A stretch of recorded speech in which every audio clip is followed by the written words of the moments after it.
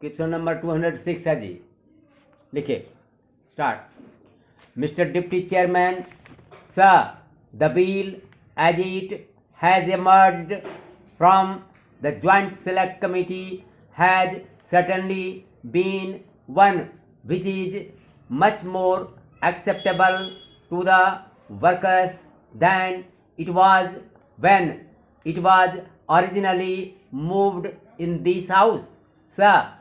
as far as the general principle and the objective of the bill are concerned, it is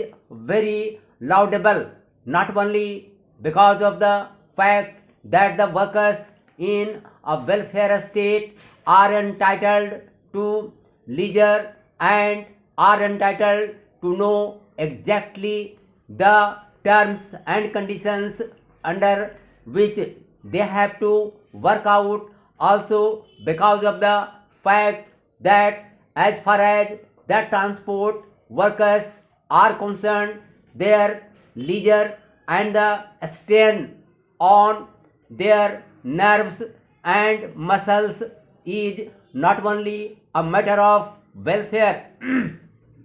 but is also a matter of safety as far as the community is concerned. It is well known, sir, that the large number of accidents that take place on the roads are due to the fact that some of the transport workers have to work so strenuously that after a time they begin to experience fatigue, and as a result of that they are not in a position to have that alert mind which is absolutely necessary if the accidents are to be avoided, at least in the crowded streets, and because of the fact that the passengers travel between towns and cities and between one village and another, and the transport of goods from one city to another also now takes place through road transport. It is quite safe to say that there is hardly any road in our country which at some time or another is not so congested as to require a very alert mind on the part of the driver to see that accidents do not take place. Many tragic accidents have taken place on the roads, especially in recent times in the neighborhood of big towns and large cities,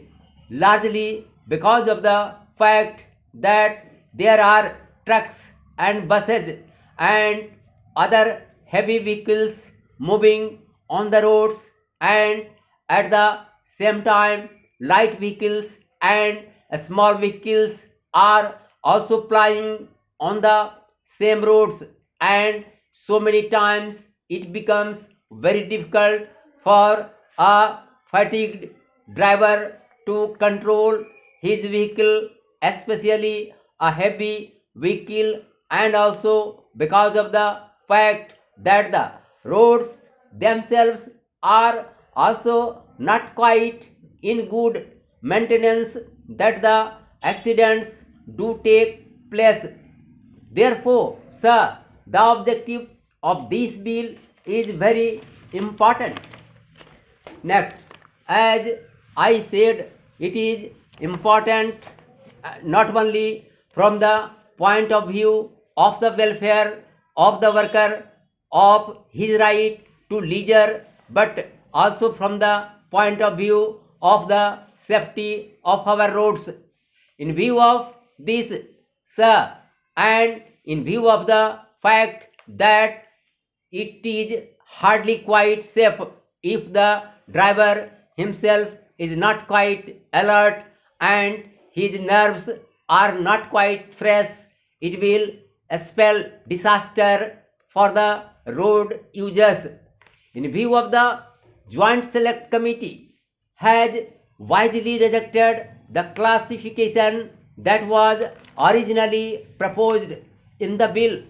That classification was made on an idea that in the towns the traffic was more congested, that the strain on the driver was heavier, and that therefore he required rest more immediately than was the case of a driver who had to drive between one village and another, or one town and another, because there the roads were at a long stretch, and there the traffic perhaps was not so heavy. That particular contention would not be quite true to reality, and even if it were so, the implementation of that particular classification would have been very difficult, because many of the vehicles that ply between towns also ply within the towns, and therefore it would have been very difficult to make a distinction as to when the driver was employed in plying his vehicle within the town and between the towns, and from that point of view also this classification would have been undesirable to my mind. Therefore, the Joint Select Committee has wisely done away with this classification. While doing away with this classification, however, sir, the Joint Select Committee has thought it fit to arise the spread over to 12 hours in all cases for all the drivers.